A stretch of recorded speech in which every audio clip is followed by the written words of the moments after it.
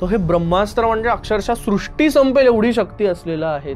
ते नक्की काय आहे? रामायण आणि महाभारतातले असे प्रसंग जे आज चुकीचे सांगितले जातात किंवा सिरियल आणि याच्यामध्ये दाखवले जातात. द्रौपदी वस्त्रहरणामध्ये द्रौपदीला दुःशासनानं दरबारामध्ये आणलं इथपर्यंतचं खरं आहे.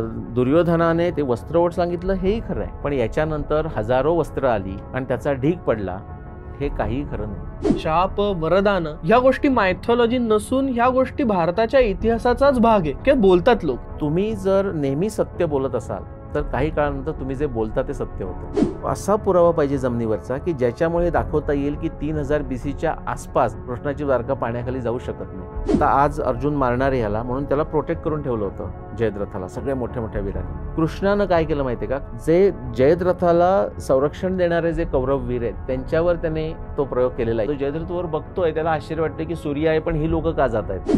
भगवान कृष्ण, भगवान राम आणि भगवान शिवाजी महाराज मी मुद्दाम शब्द वापरला, काही फरक नाही माझ्या दृष्टीनं.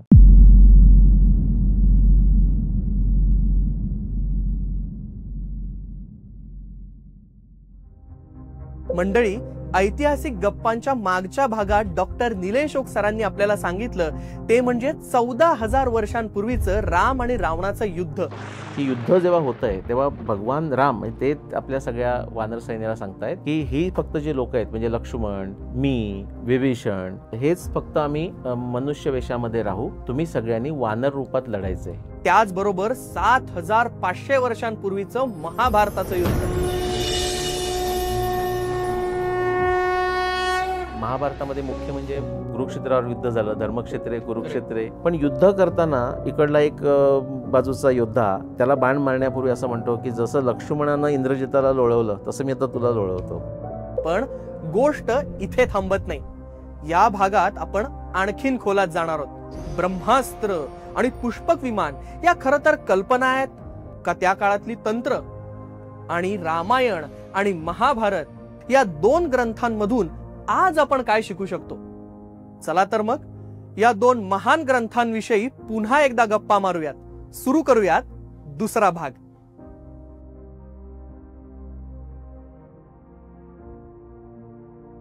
रामायण आणि महाभारत या 2 इतिहासांमधली वाहनं, शस्त्र आणि अस्त्र. मी पहिले वाहनांपासून सुरुवात करणार आहे, एक एक आपण जाऊ. आणि पहिलं वाहन म्हणजे पुष्पक विमान. त्या संदर्भातल्या अनेक कथा आपल्याला ऐकायला मिळतात.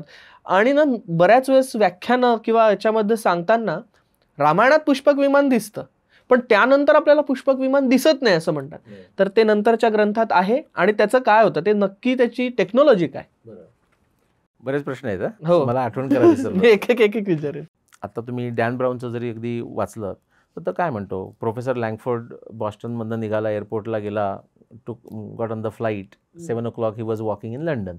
मधलं काही सांगितलं नाही पण विमानानं गेलं हे सांगितलं. एवढंच वर्णन आहे ना. तिथं कुठचं इंजिन 777 G90 काहीच नाही. तसंच आहे. पण वाल्मिकी त्याच्या पुढे गेलाय. वाल्मिकी ती वर्णनं दिलेली आहेत. बरं. आता लोक म्हणतील, आपले जयंत नारळीकर वगैरे म्हणतात की ते इंजिन कुठे दाखवा, तोपर्यंत आताच हल्ली माहीत नाही काय त्यांचा विचार आहे. पण पूर्वी असं आहे की ते जोपर्यंत मला फ्युसिलेज दिसत नाही तोपर्यंत मी मानणार नाही. आता त्यांचं नॉलेजबद्दल मला माहीत नाही पण मी माझं सांगतो, मी G90 इंजिनवर काम केलेलं आहे, मी इंजिन विकलेली आहेत. ओके. तर ते टेक्नॉलॉजी मॅन्युअल तर नाहीच आहे पण आपल्याकडे जो पुरावा आहे त्याच्याबद्दल बोलूया ना. मला सुद्धा माहीत नाही इंजिन काय होतं, त्याचं इंधन काय होतं मला माहीत नाही, त्याचं कसं काय होतं माहीत नाही. पण काय माहीत आहे ते सांगतो तुम्हाला. आता सगळे आपल्या लोकांनी विमानानं प्रवास केलेला आहे. ओके. त्यांचे तुम्हाला अनुभव किती वाल्मिकी जे सांगतो ते किती जवळचे आहेत बघा. बरेच आहेत, मी 4-5 घेतो पटकन. वाल्मिकी रामायणात असं वर्णन आहे आणि म्हणून उत्तरकांड वाचणं पण गरजेचं आहे. हा, कारण उत्तरकांड बऱ्याच वेळेस प्रक्षिप्त असतं की पुष्पक विमान जेव्हा आकाशात उड्डाण करत असे ते मोठा आवाज करत असे. बरं. सध्या मोठा करतात, कधी आत बसल्यावर कळत नाही पुढे बसला असलात तर, पण जर खाली असेल तर ते कानाला लावावं लागतं, इतका तो कर्कश आवाज असतो. उड्डाण करत असे. कोणत्याही ठिकाणी पुष्पक विमान समोर येऊन पॅलेसच्या समोर उभं राहिलं आणि रोडवर उतरलं असं होत नाही. ते नेहमी गावाच्या बाहेर आहे, कुठेही असलं तरी. म्हणजे ते त्याला लांब स्ट्रीप लागते. बरोबर. अशी वर्णन आहेत की पुष्पक विमान हे हवेच्या काय म्हणूया म्हणजे करंट्समुळे अस्थिर होत असे. त्याचं सध्याचं नाव काय? टर्ब्युलन्स. बरोबर. हे सगळं झालं, बाहेर पडत असे. आता अशी अनेक वर्णनं आहेत आणि ते म्हणजे त्याचे ते चालवणाऱ्यांची सुद्धा वर्णनं आहेत बाय द वे. हां, म्हणजे त्याला व्योमचर म्हटलेलं आहे. बरं. आणि तसे विचित्र दिसत होते, म्हणजे नॉर्मल काही. किंवा आत्ता आपल्याकडे आपली हल्ली देवता बोलते की नाही, flight attendant, IndiGo experience by India, by IndiGo म्हणते की नाही, ती आपल्याला प्रत्येक वेळी दिसतेच असं नाही. बरोबर. म्हणजे आता तर दिसतं ते छोटंसं असतं म्हणून. तसंच ती वर्णन आहेत की विमानाची देवता बोलली, पण ती दिसली नाही. बर. इथपर्यंतची वर्णन आहेत. ओके. त्याच्या पुढे जाऊन आपण एकच पॉईंट घेऊया, कारण हा परत मोठा होऊ शकतो. प्रत्येक विषय इज अ हायपरलिंक. भगवान राम यांनी रावणाचा वध केला. तो 6 जानेवारी मी म्हटलं 12,208. आणि मग विभीषण म्हणतात की आता तू लंकेमध्ये ये आणि माझा आदरातिथ्य घे. ते म्हणले माझी प्रतिज्ञा आहे, मी कोणत्याही शहरामध्ये जाऊ शकत नाही आणि मला खूप घाई लागलेली आहे, मला जायचं आहे लवकर अयोध्येला, भरत माझी वाट बघतोय. विभीषण अगदी कॅज्युअली सांगतो, म्हणजे आता मी तुम्हाला म्हटलं की नाही मला आता जातो, मी निघतो, मला चेन्नईपर्यंत जायचं आहे. तुम्ही म्हणाल किती, कुठचं फ्लाईट आहे, जाणार 2 तासात. तसं विभीषण सांगतोय काही काळजी करू नकोस, आपल्याकडे पुष्पक विमान आहे, सकाळी सूर्योदयाच्या नंतर निघालास की सूर्यास्ताच्या आत पोचशील. बर. आता हे प्रत्यक्ष अनुमाना उपमान शब्द प्रमाणाने, उपमान आज जो आपला अनुभव आहे त्याच्याशी जर कम्पेअर केलं तर ते मॅच होतंय की नाही सगळ्या गोष्टीशी. जो पुरावा आहे तो आपण वापरून सांगू शकतो. 400 वर्षापूर्वी छत्रपती शिवाजी महाराजांच्या काळात हे डिस्कशन झालं असतं तर त्या लोकांनी सांगितलं असं काही माहिती नाही. बरोबर. कारण नवीन विमानं नव्हती. तसं आहे. सो जे आपल्याकडे शक्य आहे, म्हणजे कसं होतं आपल्याला काय समजू शकतं, म्हणजे एपिस्टेमॉलॉजी, द लिमिट्स ऑफ नॉलेज, आपल्याला काय त्यातलं समजू शकतं हे कशावरून ठरतं, सध्याचं आपलं विज्ञान आणि सध्याचं आपलं तंत्रज्ञान किती प्रगत आहे, त्यामुळे आपल्याला किती शोध लावता येईल ते ठरतं. आणखी 15 वर्षांनी आपण आणखी काहीतरी समजू शकू. आता तो तुम्ही जो म्हटला तो गुगली प्रश्न, की मग हे रामायणात होतं त्यानंतर ते कुठं गायब झालं? गायब झालं नाहीये, त्याच्याकरता महाभारत वाचावं लागेल. बरं. नंतर गायब झालं म्हणजे आपल्याकडे ग्रंथच नाहीयेत, तसं आहे, म्हणजे इतिहासाचा ग्रंथ नाहीये. उपरिचरची इतकी सुंदर स्टोरी आहे. महाभारतातही एकच नाही आहे, महाभारतात सुद्धा अनेक विमान आहेत. बरं. पण ते पांडव वगैरे यांच्या किंवा म्हणजे नायक खलनायकाकडे नाही आहेत, म्हणून त्याचं जास्त वर्णन आलं नाही. उपरिचर या राजाचं वर्णन येतं, तो थोडासा पांडवांच्या ह्याच्यातला पण आधीचा आहे. आणि अशी मजेशीर कथा म्हणजे अशी आहे की तो म्हणजे ते लो फ्लाईंग एअरक्राफ्ट असेल कदाचित, असं तो हे करतोय, म्हणजे फ्लाय करतोय आणि त्याला एक सुंदरी दिसते चालत जाताना, म्हणून तो ते मान वळवून बघतो आणि तो खाली पडतो. बर. मला तसं वर्णन नाही. किंवा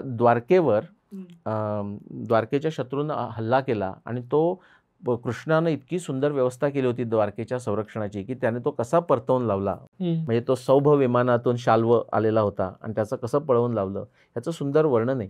म्हणजे त्यातलं शाल्व म्हणजे सौभ विमानाचं वर्णन म्हणजे काय म्हणूया आपण त्याला, सुपरसोनिक फायटर क्राफ्ट्स असं जसं आहे तसंच वर्णन रामायणामध्ये इंद्रजिताचं आहे. इंद्रजित म्हणजे असं वर्णन आहे की लक्ष्मण इकडून आवाज आला म्हणून तिकडे तो बाण मारतो, त्याचवेळी मग इकडून आवाज येतो, असे वर्णन आहेत त्याची. म्हणजे इंद्रजिताकडे तसं काहीतरी असावं.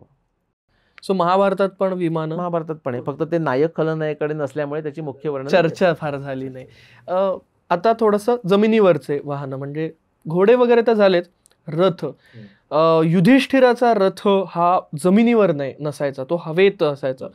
ह्या मागे काय मेटाफोर किंवा काय? त्याच्यामध्ये जसं म्हटलं ना, मुरारबाजीला मारल्यानंतर सुद्धा तो 20 मिनिटं तलवार चालवत होता. ह्याच्यामध्ये मुरारबाजी हा अत्यंत शूर होता हे कळतं, अदरवाईज ते शक्य नाही.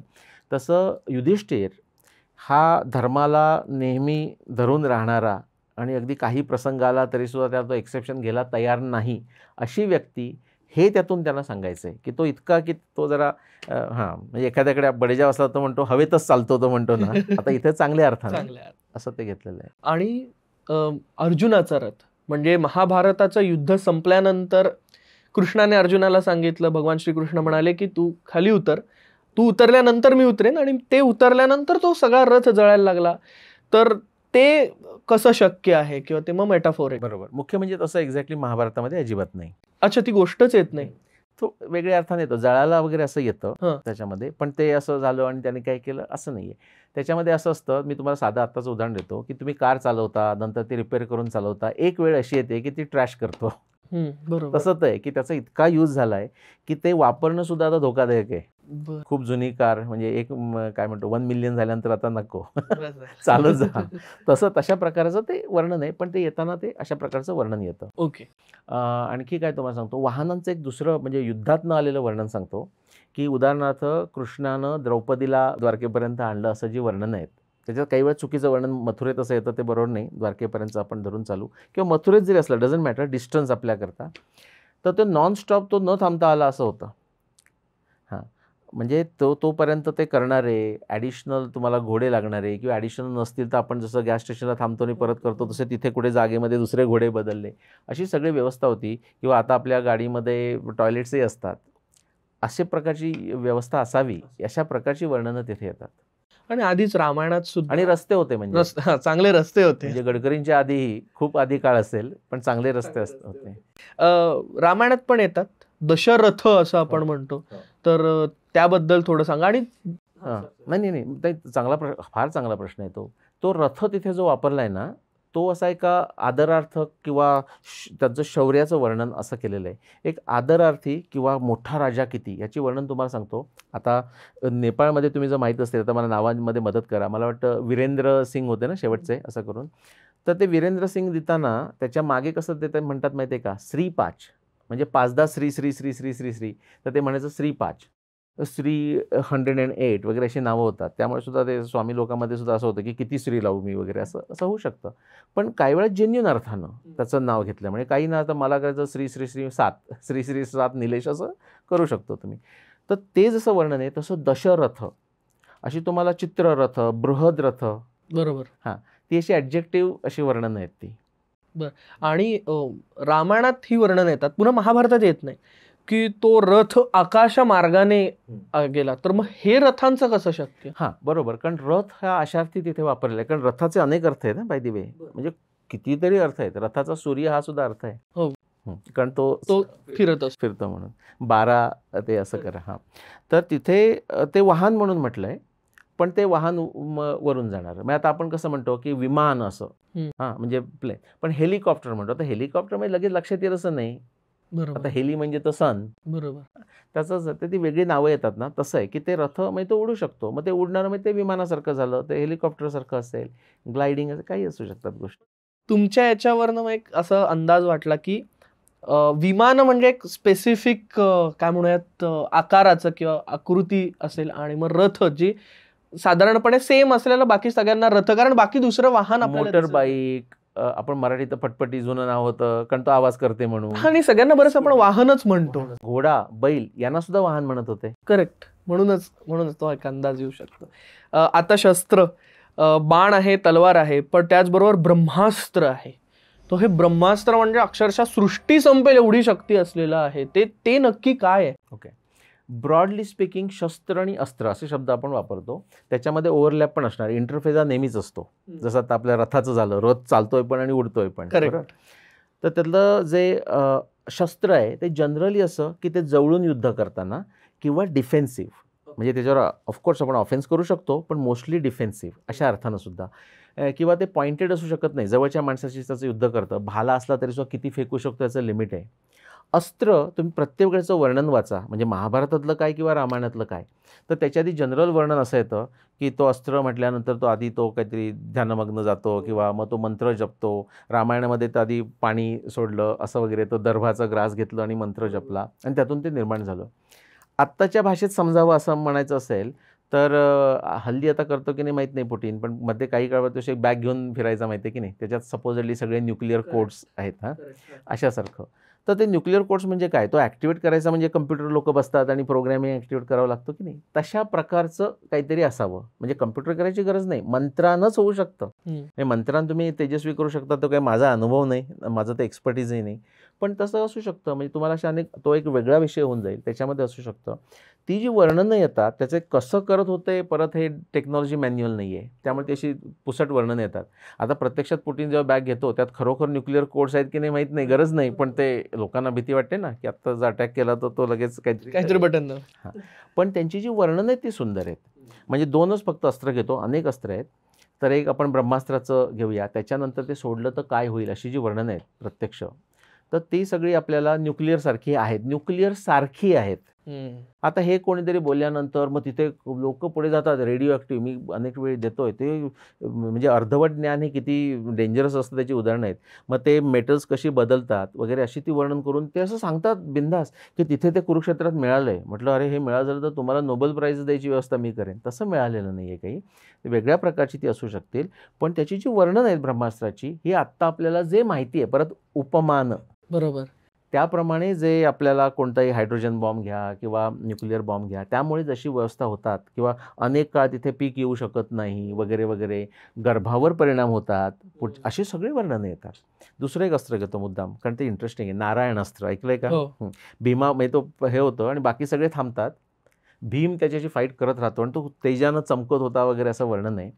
आणि मग कृष्ण त्याला शांत करतो आणि मग शेवटी ते अस्त्र भीम शांत झाल्यावर ते पण शांत होतं. आता हे प्रत्यक्षात नक्की काय माहिती नाही, पण मी तुम्हाला माझं अंडरस्टँडिंग त्याचं सांगतो. तुम्हाला डॉक्टर पद्माकर विष्णुवर्तक माहीत आहेत? पुण्याचे म्हणजे हां, त्यांनी ते वर्णन केलं आहे. मी फक्त बोलविता म्हणजे असं हे करतोय, स्पीकर त्यांचा असं धरून चालला. त्यांनी ते वर्णन केलं, खूप सुंदर आहे. की ते म्हणजे हे गेस आहे आपला, कंजेक्चर आहे, प्रमेय आहे, हायपोथेसिस आहे, ते प्रत्यक्षात माहिती नाही, पण ते सूट होतं. ते म्हणले कदाचित हा पॉयझन गॅससारखं काहीतरी शस्त्र असावं.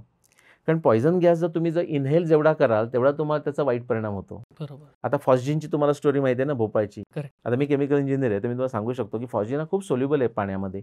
त्यावेळी जर त्या लोकांनी, आणि ते वाचलंय, जर तुम्ही नुसतं ओला आपला रुमाल असतो तो पाण्यात रुमाल करून नाकावर ठेवून शांतपणे भोपाळच्या बाहेर चालत गेला असता तर काही झालं नसतं तुम्हाला. पण ते आता माहीत नव्हतं. तर तसं त्याच्याशी फाईट नाही करायची. फाईट केलं तर तो आणखी तेजस्वी होतो, कारण तुम्हाला तो अपाय करतो पॉयझन गॅस. पॉयझन गॅसमध्ये तेच करतात, तुम्ही डक असं अवे करता. तर अशी अनेक वेगवेगळ्या प्रकारची शस्त्र आहेत. वायव्य अस्त्र, अग्नेअस्त्र असं आहेत. त्यांची नावंसुद्धा वेगळी आहेत. म्हणजे रामायणातली सगळी अस्त्र ही तुम्हाला महाभारतात मिळत नाही. म्हणजे त्यांची नावं बदलली का नवीन अस्त्र निर्माण झाली आणि काही नष्ट झाली हे माहिती नाही. अशी वर्णन आहे. तुम्ही या शस्त्रांबद्दल आणि अस्त्रांबद्दल सांगितलं, मग ही अस्त्र दिसत कशी होती? म्हणजे बाणांचं वर्णन येतं का, की हा असा बाण तयार करावा की असा बाण होता? बाण तयार करावं असं वर्णन नाही आहे. म्हणजे असलं तर मला माहीत नाही, कारण महाभारतामध्ये सगळं आहे, पण ते आपल्या लक्षात येत असं नाही. तो दिसत कसा होता हे आपल्याकडे चित्र नाही आहे त्यांनी काढलेलं, पण कसा दिसत होताची वर्णन नाही. म्हणजे इतकं आता हे खरं नसेल ना, तर ते म्हणजे महाभारतामध्ये काय किंवा वाल्मिकी रामायणात लिहिणं म्हणजे कंटाळवाणाच प्रकार आहे.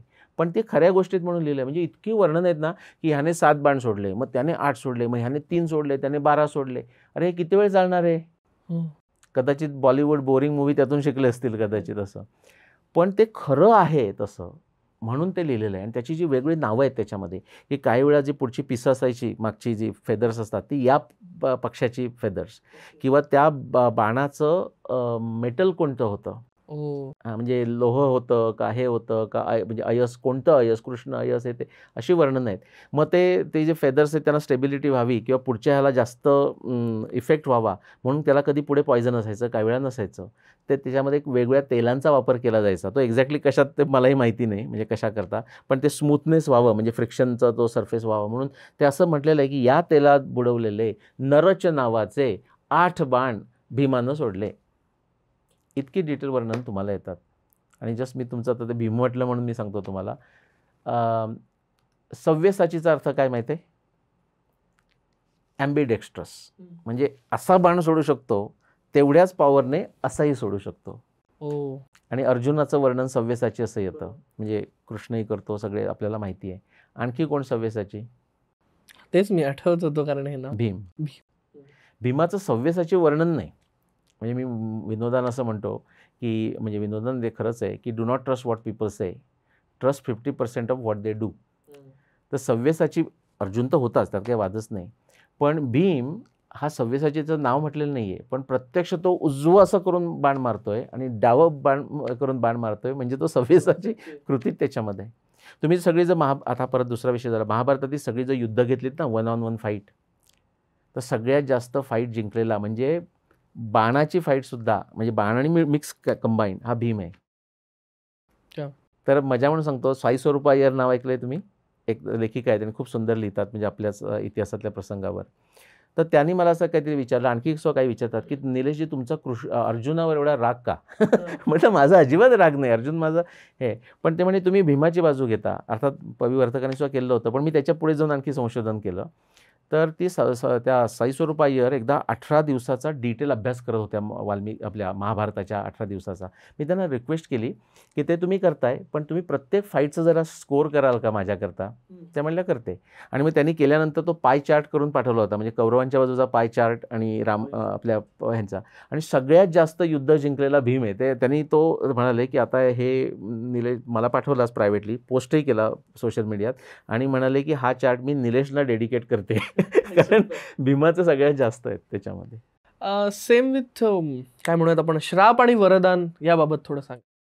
सो त्याचं अगदी आपल्याला मेकॅनिकली समजेल असं सांगतो की सूर्याचे किरण येत आहेत, म्हणजे असे बाहेर आपण उन्हात उभं राहिलो तर पडत आहेत. पण त्याच्यामध्ये ज्याला थोडंसं काही माहिती आहे त्याने समजा जर लेन्स पकडली, म्हणजे कॉन्व्हेक्स काय कॉन्केव्ह पाहिजे, तिथे सगळे किरण एकत्र येतात आणि तुम्ही कागद पकडलात तर तो जळू लागेल.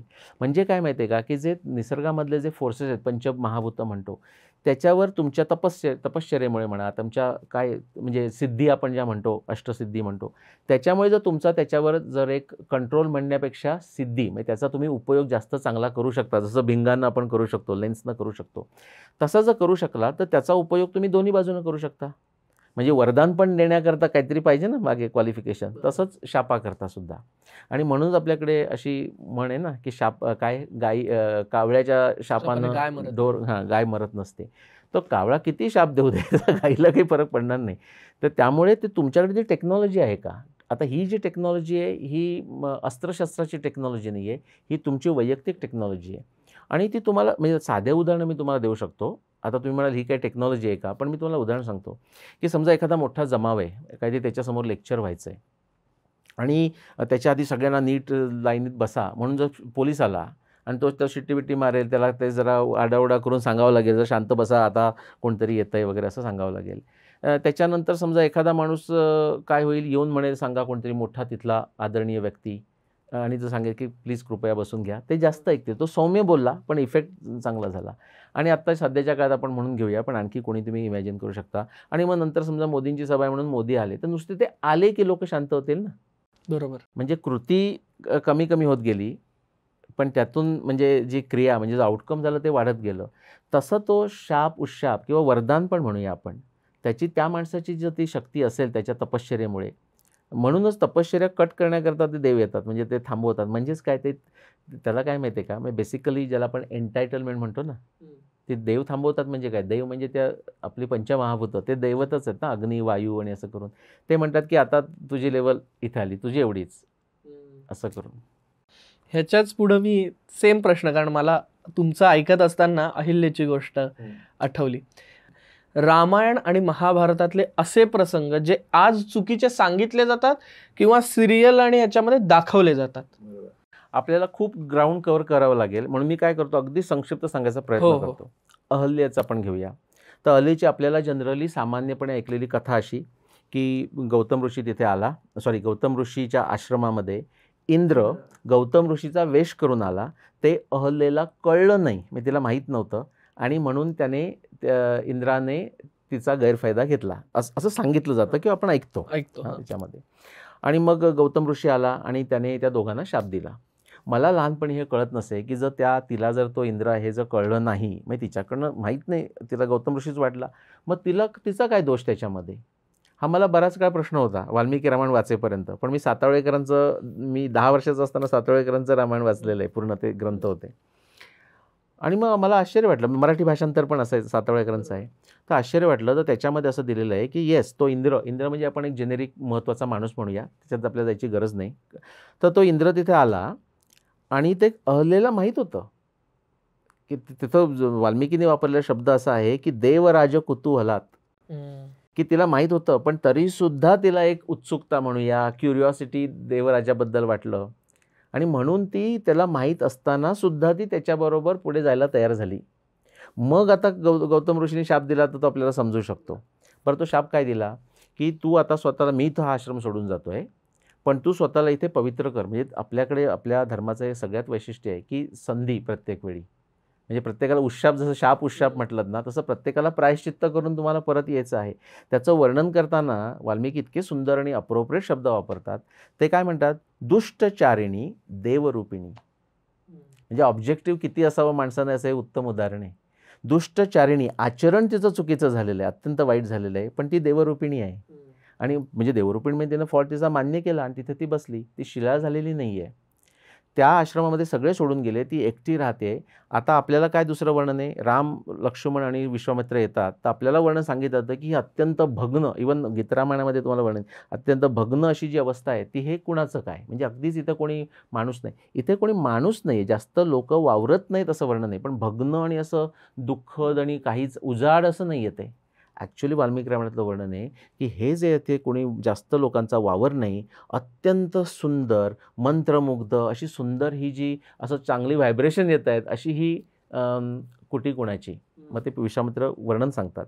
त्यानंतर आपल्याला काय सांगण्यात येतं, राम आला आणि मग त्याने शिळेला तिथे पाय लावला आणि तिथून अहिल्या आली आणि अहिल्यानं रामाचे पाय पकडले, असं वर्णन वाल्मिकी रामायणामध्ये नाही. आत घेऊन गेल्यानंतर तिथे पवित्र तेजस्पुंज अशी अहिल्या बसलेली आहे आणि विश्वामित्र सांगतात त्या ग्रेट व्यक्तीला जाऊन तुम्ही नमन करा. ते तिच्या पायावर डोकं ठेवून नमस्कार करतात आणि मग ती त्यांचं स्वागत करते आणि वगैरे सगळं पुढचं वर्णन आहे त्याच्यामध्ये. हा एक प्रसंग झाला. आणखी काय म्हणजे कुठचं आणखी असा कोणता म्हणजे प्रसंग इतके आहेत आपल्या, मला तुम्ही थांबवा. नाही, हा तुम्ही उलट सांगा काय, की आम्ही असे ऐकलेले असतात जयद्रथ आणि सूर्यग्रहण. हा तर म्हणजे जसं तुम्हाला म्हटलं ना, मकर संक्रांतीवर प्रश्न विचारू नका, कंटाळा येतो. कारण इतकं माझी 1000 वेळा उत्तर दिलेत तर तिचं कळणार नसते लोकांना, 1001ला सांगून काय होणार. करेक्ट. हे जयद्रथ पण तसंच आहे, पण तरी सांगतो की जयद्रथ म्हणजे मग ते सूर्यग्रहण झालं ते खरं का, असं वगैरे प्रश्न विचारतात. अरे मला जिथून माहिती मिळते त्याच सोर्समधून तुम्हालाही माहिती मिळेल. महाभारत उघडा आणि वाचा, इतकं सुंदर वर्णन आहे. काय म्हणूया आपण, स्पेसिफिक हिप्नॉटिझमचं वर्णन आहे ते सुद्धा मुद्दाम सांगतो. तर असं आपल्याला काय सांगितलं जातं की ते सगळं जयद्रथाला फाईट करत होते, सगळ्यांनी ते कौरवांनी प्रोटेक्ट केलं होतं आणि मग ते कृष्णानं सुदर्शन चक्र टाकलं, तो सूर्य अडवून धरला, मग ते काळोख झाला आणि मग तो जवळ आला, हा करत जवळ आला जयद्रथ आणि मग कृष्णानं ते सुदर्शन चक्र काढून घेतलं, हा सूर्य हा जयद्रथ मारबाण, असं वर्णन येतं. त्यातल्या काही गोष्टी खऱ्या आहेत. जेव्हा ते युद्धाचं त्या 14व्या दिवसाची गोष्ट आहे, तर ते मुद्दाम आता आज अर्जुन मारणार आहे ह्याला म्हणून त्याला प्रोटेक्ट करून ठेवलं होतं जयद्रथाला सगळ्या मोठ्या मोठ्या वीरांनी. कृष्णानं काय केलं माहिती आहे का, कृष्णाला शैवी दीक्षा आहे बाय द वे, हे बऱ्याच लोकांना माहीत नसेल. मी मुद्दाम हरिकृष्णाच्या लोकांना सांगतो. आता त्यांना ते नाही म्हणता येणार नाही, कारण ते महाभारतामध्ये कृष्ण स्वतःच्या तोंडाने सांगतोय की मला शैवी दीक्षा कशी आहे मिळालेली. तर कदाचित राक्षसांना सुद्धा ती असते ना, म्हणजे मिस्टिक पॉवर्स आपण म्हणतो, ते कृष्णाला सुद्धा हिप्नॉटिझम सारखं उपमान म्हणतोय. तर त्याने काय केलं, जे जयद्रथाला संरक्षण देणारे जे कौरववीर आहेत त्यांच्यावर त्याने तो प्रयोग केलेला आहे. योगमाया, तो असा शब्द वापरतो, योगमायाचा उपयोग केला. त्यांना काय वाटलं की सूर्यास्त झाला, ते म्हणजे चला आपलं काम संपलं म्हणून ते निघून गेले. पण जयद्रथाला नाही झालं. तो जयद्रथवर बघतोय, त्याला आश्चर्य वाटतं की सूर्य आहे पण ही लोक का जात आहेत. सडनली त्याचं सगळं संरक्षण निघून गेलं आणि मग कृष्ण सांगतोय की बघ हा सूर्य आहेच, पण ते अर्जुन सांगतोय हा सूर्य आणि हा जयद्रथ मारता बाण. मग त्या सूर्यग्रहणाशी काही संबंध नाही, तो पौर्णिमेचा दिवस आहे, पौर्णिमा सुरू होणार आहे नुकतीच. तुम्ही प्रसंग सांगितलं तर माझ्या लक्षात येईल. म्हणजे द्रौपदी वस्त्रहरण, द्रौपदी खूप मोठे विषय आहेत हे. द्रौपदी वस्त्रहरणामध्ये त्याला म्हणजे द्रौपदीला दुःशासनानं दरबारामध्ये म्हणजे त्या ह्याच्यामध्ये आणलं इथपर्यंतचं खरं आहे. दुर्योधनाने तिचं वस्त्र ओढ सांगितलं, हे ती एकवस्त्रा रजस्वला वगैरे असं तिचं वर्णन आहे. ते वस्त्र ओढ सांगितलं हेही खरं आहे. दुःशासन वस्त्र ओढायला उठला हेही खरं आहे. पण याच्यानंतर हजारो वस्त्र आली आणि त्याचा ढीग पडला, हे काहीही खरं नाही. आता अशा आशयाचे श्लोक आहेत का, तर अगदी म्हणजे मोजून 2 ओळींचे श्लोक आहेत. पण त्या 2 ओळी तुम्ही जर बाजूला काढून टाकल्यात तर उरलेल्याचं सगळं अगदी स्मूथ, म्हणजे तुम्हाला कळणार पण नाही की त्याची गरज आहे म्हणून. इतकं स्मूथ नॅरेशन महाभारतामध्ये आहे. तर त्याचं उत्तर काय खरं असं, तर तो जेव्हा ओढ्याला जातो तेव्हा भीमाला राहवत नाही. तो भीम म्हणतो, ते वर्णन आहेतच आपल्याकडे, की तुझे हात मी उपटून टाकेन. बाकी सगळे पांडव त्याला शांत करतायत वगैरे असं करतो. ते नुसतं भीमाचा धाकच एवढा महत्त्वाचा आहे की दुःशासन गर्भगळीत होऊन खाली बसतो. दुःशासन हा एवढा शूर योद्धा होता की तो साड्या ओढून थकून बसण्याची गरज नव्हती त्याला. जो दिवसेंदिवस फाईट करतात ते काय साड्या ओढून हे होणार आहेत का, नाही, तसं काही नाही आहे. बरं त्याच्या पुढे जाऊ आपण. नंतर ते वनवासात जातात. ते 2दा द्यूत झाला, त्याच्यात आपण जाऊया नको, पण ते वनवासात जातात शेवटी. वनवासामध्ये झाल्यानंतर कृष्ण द्वारकेहून भेटायला येतो. आता कृष्णानं साड्या पाठवल्यात की नाही, बरोबर. तर ती द्रौपदी कृष्णाकडे जाऊन रडायला लागते, म्हणजे हे दुःखानं आणि रागानं, की म्हणते हे पांडव काय उपयोगाचं नाही, काही केलं नाही. पण नंतर ती कृष्णावर, म्हणजे इकडला बाण आता इकडे, कृष्णा म्हणते पण तू पण माझा सखा, तू पण काही केलं नाहीस, तू असताना हे कसं झालं. आता एवढं झाल्यावर कृष्णानं एवढं तर कृष्ण काय सांगतो की मी त्या शाल्वाबरोबर युद्ध करायला गेलो होतो, मी द्वारकेतच नव्हतो. आता एक दुसरं वर्णनही होतं की कृष्ण द्वारकेमध्ये त्यांना झोपेतून जाग आली असं वगैरे वर्णन आहे. कृष्ण द्वारकेत नव्हता हे कृष्ण सांगतोय.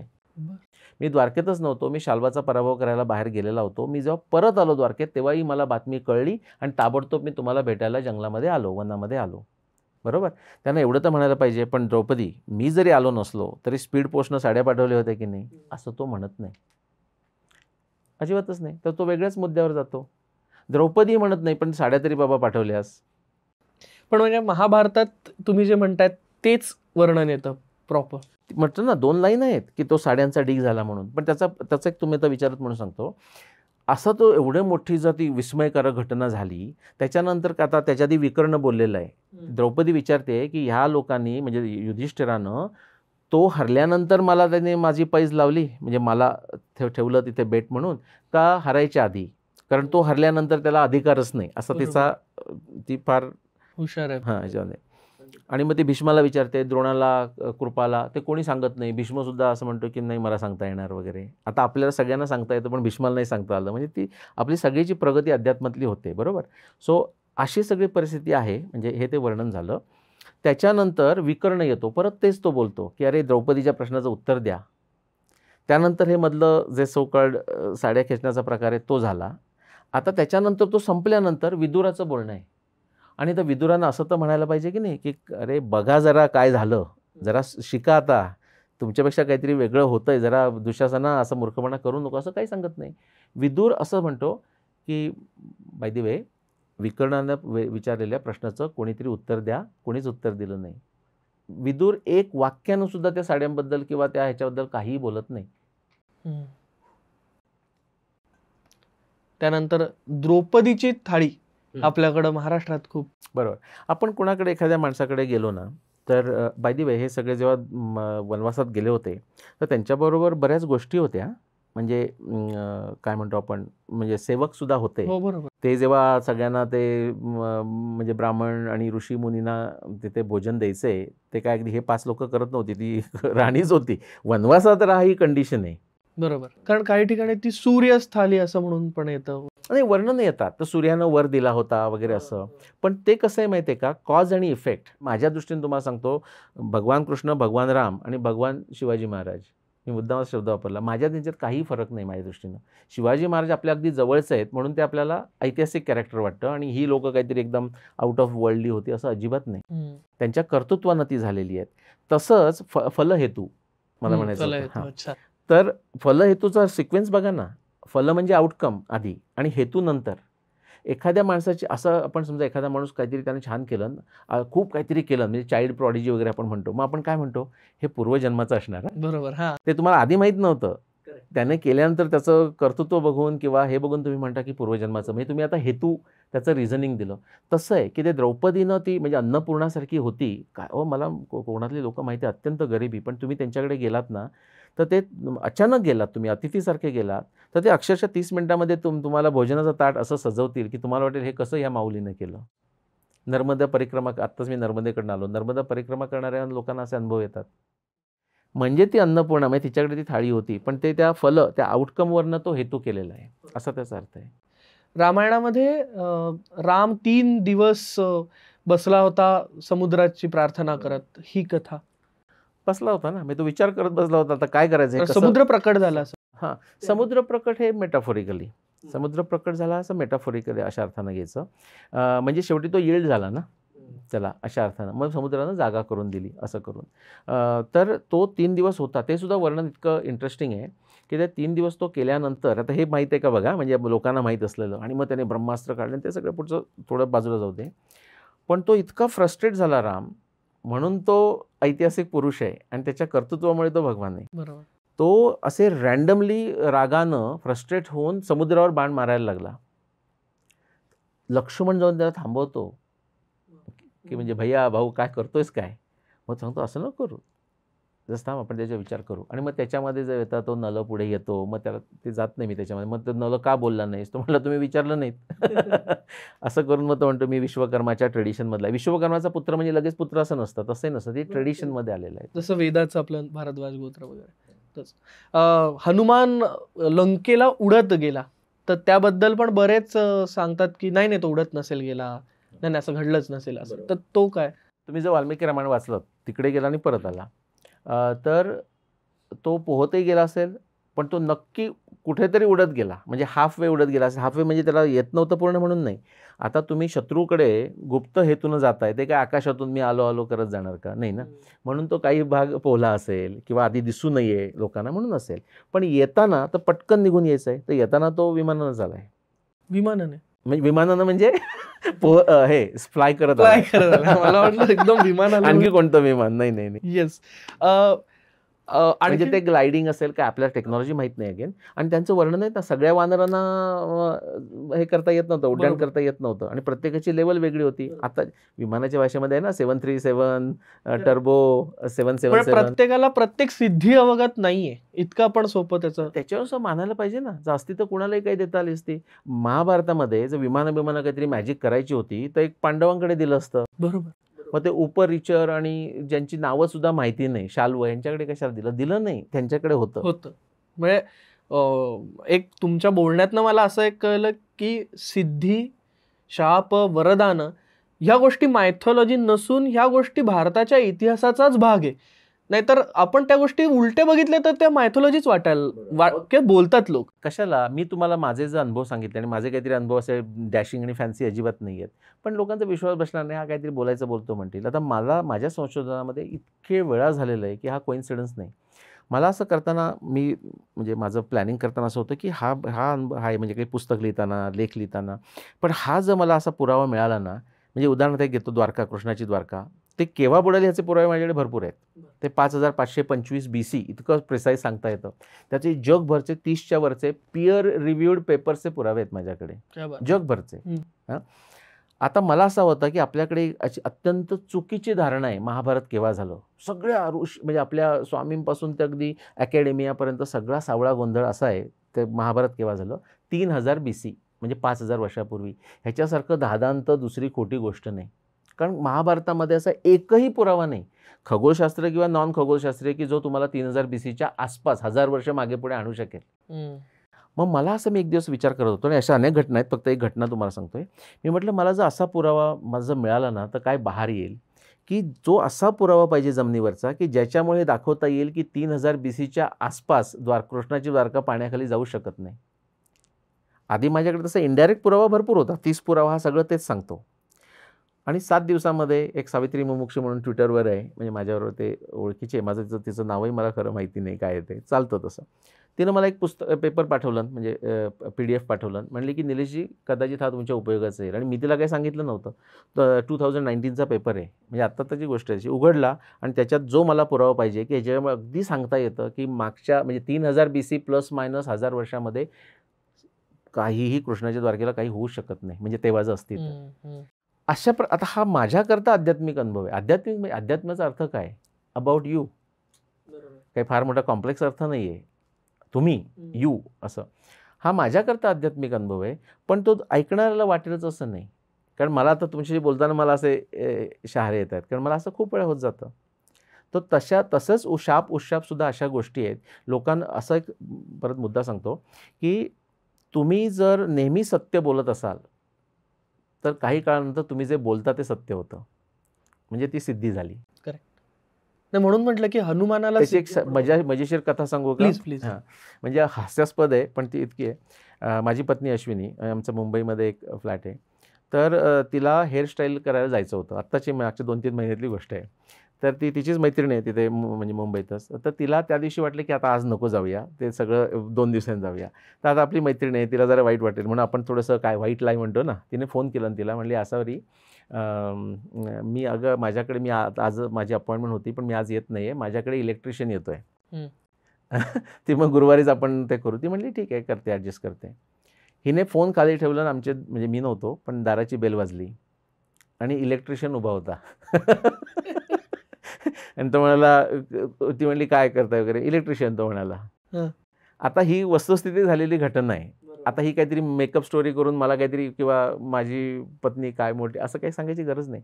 आता हा एकच इन्स्टन्स झाला, पण तिला असे अनेक इन्स्टन्सेस आहेत.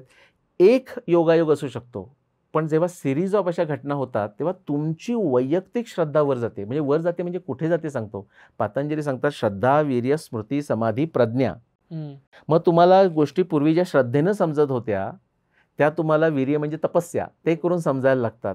मग स्मृती मागच्या ग्रंथांचा आधार घेऊन समजायला लागतात. श्रद्धा, वीर्य, स्मृती, समाधी, काही गोष्टी समाधीत समजायला लागतात आणि नंतर प्रज्ञेनं समजायला लागतात. हे सगळं आपण म्हणूयात रामायण आणि महाभारताला लागू होतं. म्हणूनच तुम्ही हनुमानाचा मी प्रश्न विचारला तो याचसाठी की त्याला ऑलरेडी अष्टसिद्धी प्राप्त आहेत, त्यामुळे त्यातली ही सिद्धी असणार आहे आणि तो आपला इतिहास आहे. तुम्ही बऱ्याच वेळेस अनेक ठिकाणी सुग्रीवाबद्दल बोललाय. तुमचं आगामी पुस्तक सुद्धा सुग्रीवाबद्दल आहे. बोलण्यातनं मला असं जाणवतं की खरं तर सुग्रीवाने, आणि मी बोलताना म्हटलं की 14,000 वर्षांपूर्वी जवळपास पृथ्वी बघूनच झाली होती, तर त्याबद्दल थोडं सांगा. सुग्रीवाचा ॲटलस म्हणून माझे 2 टॉक आहेत, म्हणजे आता अनेक आहेत पण ते मुख्य 2 संगम टॉक्सवरचे बघायला हरकत नाही. सुग्रीवाला जी 14,000 वर्षापूर्वीची म्हणजे रामायणाच्या काळातली जी भौगोलिक परिस्थिती माहिती आहे, इतकं सुंदर वर्णन आहे ते. सुंदर अशा करता की त्याला ज्या गोष्टींबद्दल आपल्याला आज ज्या गोष्टी माहीत आहेत पृथ्वीवरच्या म्हणजे भूभाग, की जे त्याला माहीत नाहीत त्याचं कारणसुद्धा तुम्हाला 14,000 वर्ष जर गेलात तर कळतं. तर सुग्रीवाला काय माहिती आहे, सीतेचा शोध करण्याकरता वानर पार्टी एकत्र आल्या. सुग्रीवाने त्याचं 4 भागामध्ये डिव्हिजन केलं. सगळ्यांनाही पाठवलं सर्च पार्टी. पूर्वेला एकाला पाठवलं, त्याचा एक लीडर केला. दक्षिणेला पाठवलं, पश्चिमेला पाठवलं, उत्तरेला पाठवलं. आणि त्यांना कुठपर्यंत जायचं आहे किंवा पूर्व दिशा आपण म्हणतो ना की इथून गेल्यानंतर त्या अमुक कावरे कोल्ड्रिंकच्या तिथे लेफ्ट टर्न घ्या वगैरे असं काही सांगतो, तसं तो वर्णन सांगतोय. ते वर्णन सांगताना मोठे लँडमार्क सांगतोय तो, पण म्हणजे ग्लोबल लँडमार्क सांगतोय. बरं. तर ते लँडमार्क सांगताना ती जो माहिती देतोय ते डिटेल्समध्ये जाऊन तिकडेच बघा, म्हणजे कोणी बघू शकतात आपले बघणारे.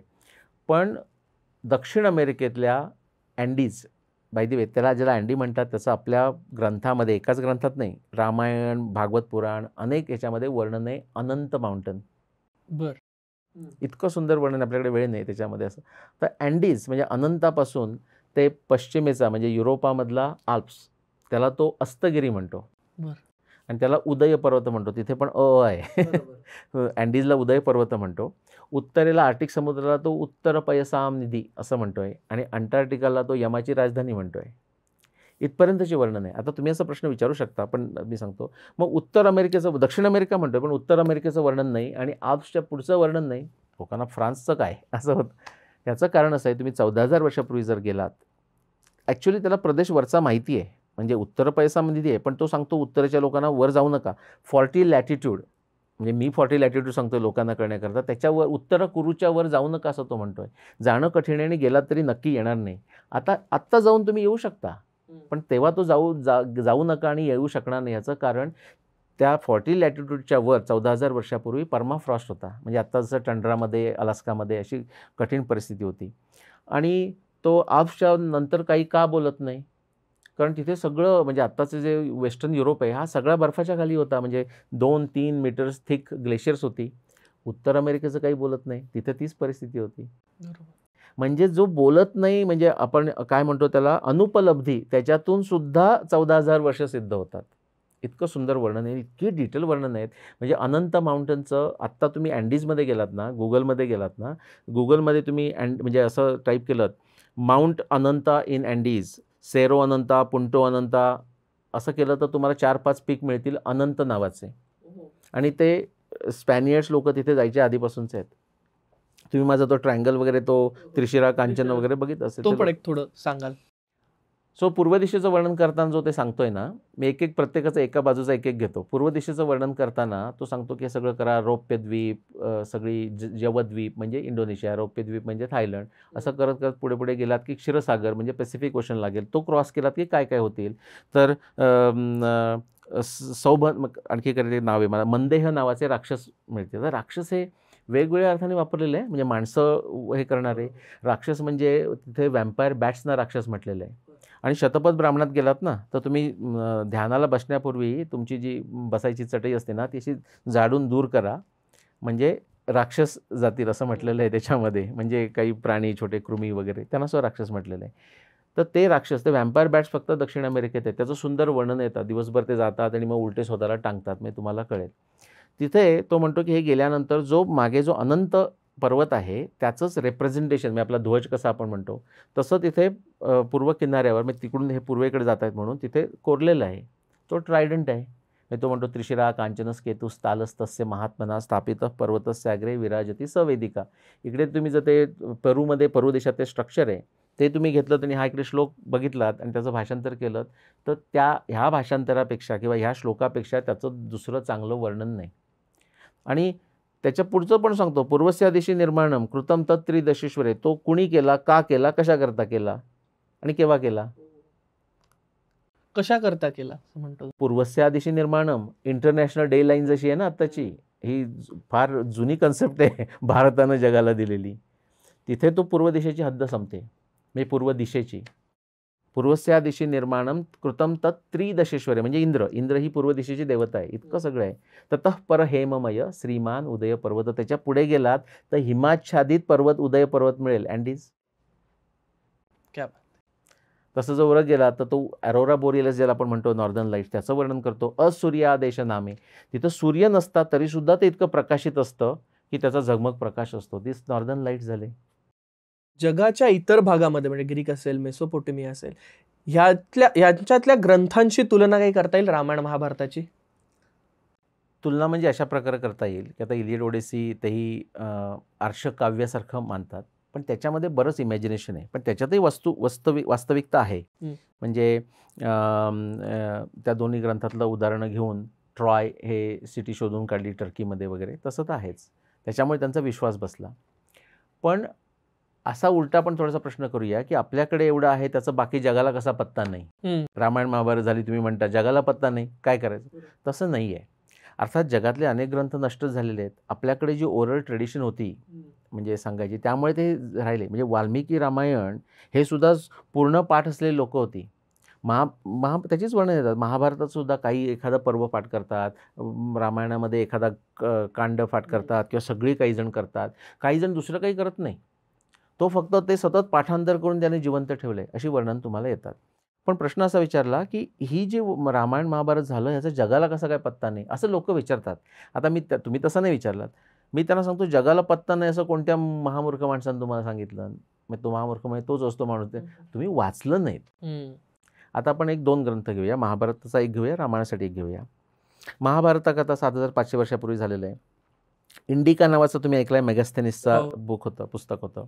आता ते मूळ पुस्तक राहिलेलं नाही आहे. आता ते मॅग्रेंडलने ते परत एकत्र आणून प्रयत्न केला, पण मेगास्थेनिसला रिफर करणारे म्हणजे स्ट्रॅबो, प्लिनी वगैरे असे बरेच इतर नंतरचे जे ग्रीक रायटर्स आहेत ते मेगास्थेनिसच्या इंडिकाला रिफर करतात, त्यातली कोट करतात. याचं करून त्याने केलेलं आहे. मेगास्थेनिसनं असं लिहिलं आहे, त्याचा काळ आपल्याला माहिती नाही, पण तो फरक म्हणजे माहिती नाही, म्हणजे 2500 वर्षे आसपासचा. त्याने लिहिलं आहे की इंडियामध्ये इंडियन लोकांकडे अशी माहिती आहे. आता त्याला जी काही स्फुटक माहिती मिळाली ती त्याने दिलेली आहे की 153 जनरेशन्स आणि साधारण 7000 वर्षाचा इतिहास त्यांच्याकडे आहे. मग तो काय करतो, त्याच्याशी कंपेअर करतो. तो म्हणतो जो पहिला, ओके, त्याला तर नाव देतो, मी सांगत बसत नाही कारण ते हे ग्रीक नाव आहे, आणि त्याच्याशी कंपॅरिझन करतो की हा तो म्हणजे हा माणूस. आणि मग कृष्णाशी तो हेराक्लिस म्हणतो त्याला तो. आणि त्याचं सगळं वर्णन आहे, म्हणजे शौरसेनी डायनेस्टी, मथुरा बोरा इथला तो, आणि तो तिथे पूजा होते. म्हणजे 2500 वर्षापूर्वी हेराक्लिसची मथुरा बोरामध्ये पूजा होत होती, म्हणजे कृष्णाची पूजा होत होती, हे तो वर्णन सांगतोय. आणि ते हेराक्लिस तो पहिला जो माणूस आहे त्याच्यामध्ये 13 जनरेशन गेले आणि साधारण 1000 वर्ष गेली असं तो सांगतो, म्हणजे निघून गेली त्या काळाची. हे तुम्ही जर त्रैराशिक मांडलत ना, म्हणजे आपण म्हणतो ना 2 रुपयामध्ये एवढं % ह्याच्यात किती, तर त्याचं जे उत्तर येतं की महाभारत केव्हा झालं, म्हणजे कृष्णाचा समय म्हणजे महाभारताचा, त्याचं उत्तर येतं, म्हणजे अप्रॉक्सिमेट आहे, पण मी तुम्हाला एक्झॅक्ट नंबर सांगतो, मी कॅल्क्युलेट केला, 5570 BC, म्हणजे जवळ आलं त्याच्यामध्ये. आता आपण रामायणाचं जाऊ. हेरोडोटस असं नाव ऐकलं असलं, त्याने हिस्ट्री ऑफ द वर्ल्ड असं लिहिलं, पण त्याने ॲक्च्युली काय लिहिलं, जगाचा इतिहास नाही लिहिलं, त्याला माहीत असलेल्या जगाचा इतिहास लिहिलं. जगाचा इतिहास म्हणतो.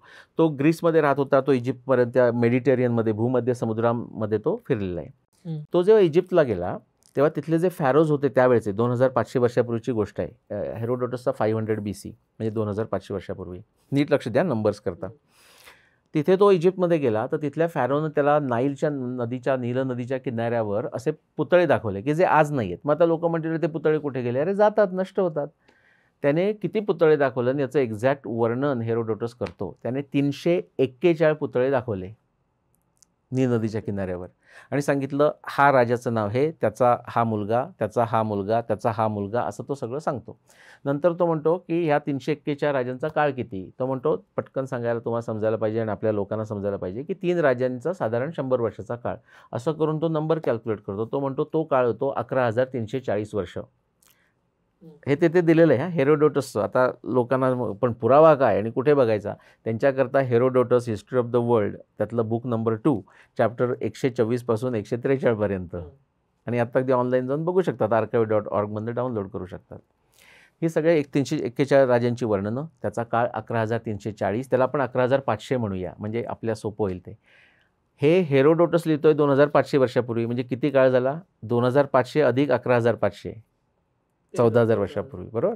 ही सगळी वर्णन देतोय. आत्ताच मला एका माणसानं आणखी माहिती पुरवलं त्याच्यावर, हे मी बोलल्यानंतर.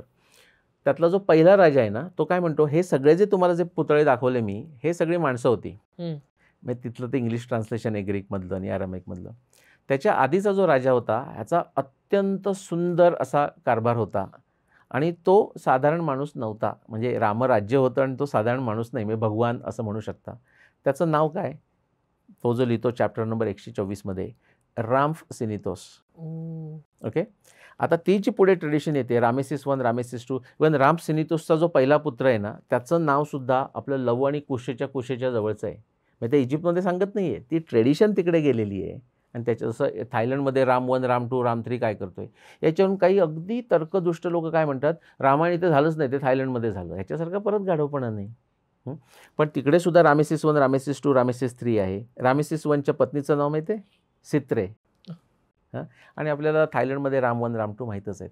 म्हणजे आपली वर्णनं थोडीशी बदलून ते होतातच. म्हणजे आपल्याकडे रामायणाचं नाही का बदल झाले, भावार्थ रामायण आणि तुलसी रामायणात अशी तिकडे वर्णनं गेलेली आहेत. आता खगोलशास्त्रावरनं आपण बऱ्याच वेळेस तुम्ही म्हटलात की हे काढले, कालमापन पद्धती काढली, काय झालं होतं हे काढलं. जवळपास 500-1000 वर्षांमध्ये खूप प्रगती झाली आहे खगोलशास्त्रामध्ये आणि आत्ता तर होतच आहे, आता टेक्नॉलॉजी पण वाढली. तर ह्या सगळ्याचा वापर करून प्राचीन घटनांचा अभ्यास केला जाऊ शकतो आणि तो तुम्ही पण कसा केला? म्हणजे त्याची काही फॉर्मॅलिटी आहेत का काय?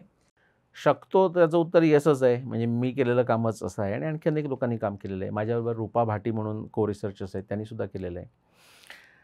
आता ते शक्य होईल की नाही आपल्याला ए प्रायोरी माहीत नसतं, म्हणजे करण्याच्या आधी. म्हणजे असं आपण म्हणतो ना की हे जर या 4 गोष्टी मिक्स केल्या तर ती जी मी डिश बनवेन ती चांगली लागेल का नाही माहिती नाही, करून बघायची. पण त्याच्यामध्ये काहीतरी फार उत्तम आलेलं आहे हे जर आपल्याला कळलं ना, म्हणजे कळेल त्याच्या अंगावर शहारे आलेच पाहिजेत. ते असं आहे की मागच्या 500 वर्षातलं म्हणजे कोपर्निकस नंतरचं आपण पश्चिम युरोपातलं घेऊया, त्याच्यावरून ते हे झाले, फॉर्म्युलेशन झाले. पण थोडंसं मागे घेऊन जातो तुम्हाला की केपलर ह्यानं न्यूटनपेक्षा सुद्धा उत्तम काम करून ठेवलं. इनफॅक्ट केपलरचे जे 3 नियम आहेत ना त्यालाच न्यूटननं मॅथमॅटिक्स जॉईन केलं. मग केपलरने ते का नाही केलं? त्याचं कारण माहिती आहे तुम्हाला? 2 गोष्टी. तोपर्यंत त्याला लागणारं जे मॅथमॅटिक्स आहे ते भारतातून युरोपमध्ये गेलं नव्हतं केपलरच्या वेळी. हे मी सांगतोय, जबाबदारपूर्वक सांगतोय, भारतातून ते गेलं नव्हतं. ज्याला आपण जेसुइट्स केरला मॅथमॅटिक्स म्हणून म्हणतो, ते गेल्यानंतर म्हणजे कॅल्क्युलसचं सगळं तिकडे गेलेलं आहे. माधवा सिरीज तेव्हा गेली तिकडे, सगळं कॅल्क्युलस आहे ते. त्याच्यामुळे तो हे करू शकला. पण आणखी एक गोष्ट, तोपर्यंत सगळे जे म्हणजे टोलेमीपासून ते केपलरपर्यंत कोपर्निकस हे सगळे जॉमेट्रिक शेप करून मुवमेंट करायचे की आता हे माझं सर्कल मूव्ह होतं, एपिसायकल्स म्हणतो ना, त्याप्रमाणे ह्याची पोझिशन इथं असेल. म्हणजे जॉमेट्री वापरायचे ते, त्याचं गणित त्यांना येत होतं. ते सुद्धा अरबांकडनं गेलेलं आहे आधीचं, अरबांकडनं गेलेलं. पण त्यांना एखाद्या गोष्टीचं सांगण्याकरता कॉज इफेक्ट मॅथमॅटिकल फॉर्म्युला लिहिता येतो हे त्यांना माहीत नव्हतं, केपलरला माहीत नव्हतं. हे न्यूटनला कुठून कळलं माहिती आहे तुम्हाला? सूर्यसिद्धांत. सूर्यसिद्धांतामध्ये फॉर्म्युलाज आहेत. सूर्यसिद्धांत जो पहिला चॅप्टर आहे त्याचं नाव आहे मध्यमाधिकार. म्हणजे काय माहिती आहे, व्हर्नियर कॅलिपर पाहिलं आहे ना, ॲव्हरेज अप्रॉक्सिमेट उत्तर आधी काढा, मध्यमाधिकार. पुढचा जो चॅप्टर आहे सूर्यसिद्धांताचा स्पष्टाधिकार, म्हणजे प्रिसाईज काढा. तर पहिलं स्केल आणि दुसरं स्केल, आणि तो किती करायचा असं दिलेलं आहे की इथे सुरुवात करा, अमुक करा, त्याच्यानंतर त्याला मल्टिप्लाय बाय शनी असेल तर एवढं करा, शुक्र असेल तर मल्टिप्लाय करा. फॉर्म्युले दिलेले आहेत सूर्यसिद्धांतामध्ये.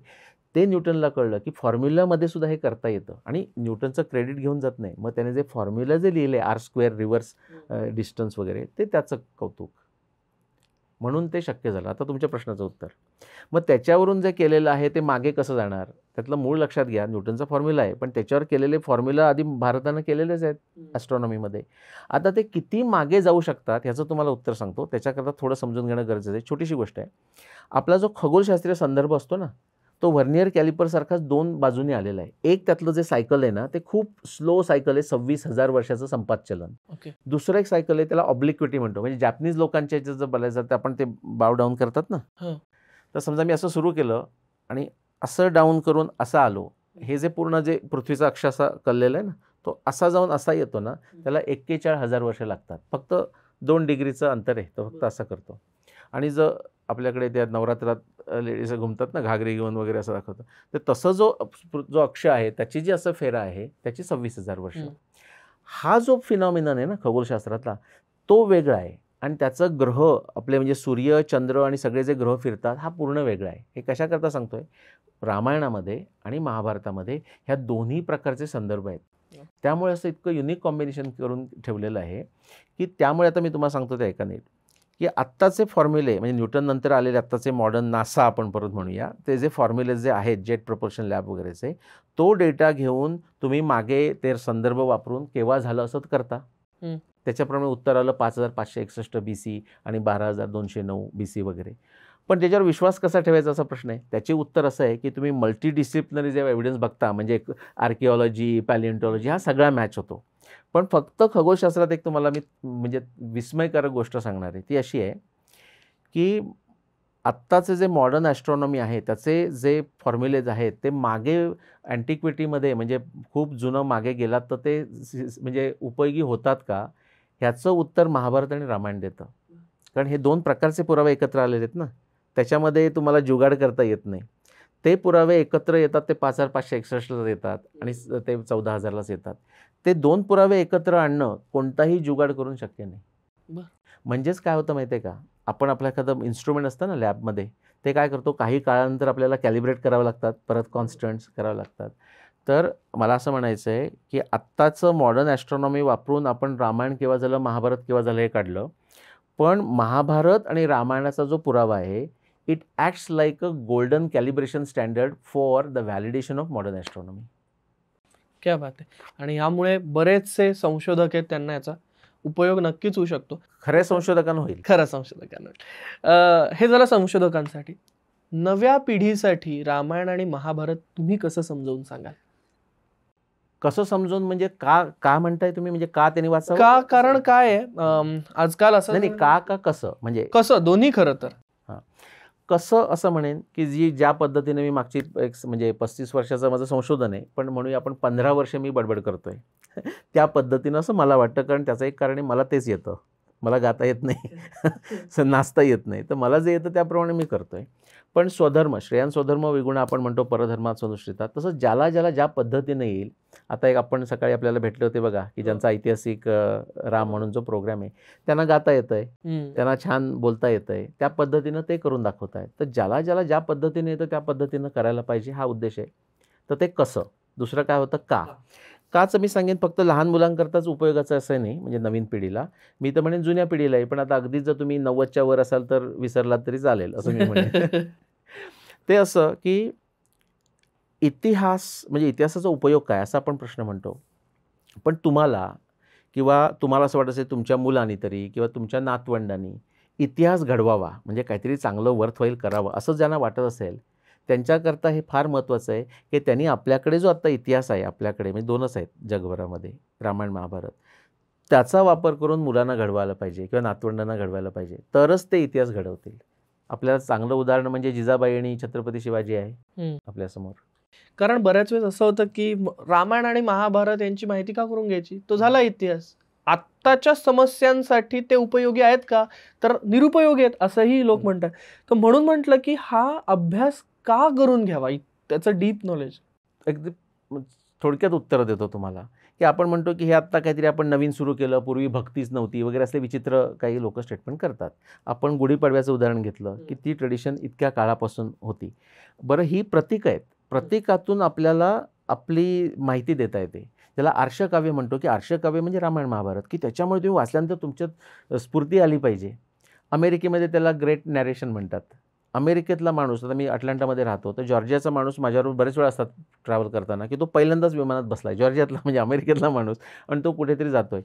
मग मी त्याला म्हटलं, अच्छा कुठे जातो आहेस वगैरे काय, आणि मग मी म्हटलं की तो अमेरिकेबद्दल काय वाटलं, तर तो त्याला बाकी काही माहीत नसतं तरी म्हणतो America is the greatest country in the world. अरे, तू जॉर्जिया सोडलं नव्हतंस आत्तापर्यंत, पहिल्यांदा विमानात बसतोय. पण ती जे श्रद्धेमध्ये का होईना, पण त्यांना जे कळवलेलं आहे, त्यामुळे अमेरिकन माणूस गोष्टी करताना माझ्याच लक्षात येतं की त्याला असं वाटतं की मी कोणत्याही जगातला प्रॉब्लेम सोडवेन, कोणत्याही देशाची युद्ध करताना मी जिंकेनच. आता ते जरा पोस्ट मॉडर्निझम बदलून टाकलं आणि रडत बसतात, पार्टी करतात, तो भाग सोडून द्या. पण खरोखरच ते क्रिएटिव्ह म्हणजे गुड काय म्हणूया आपण त्याला, डिसिप्लिन, वर्क एथिक वगैरे हे कशातून आलं, तर ग्रेट नॅरेटिव्हमधून आलं.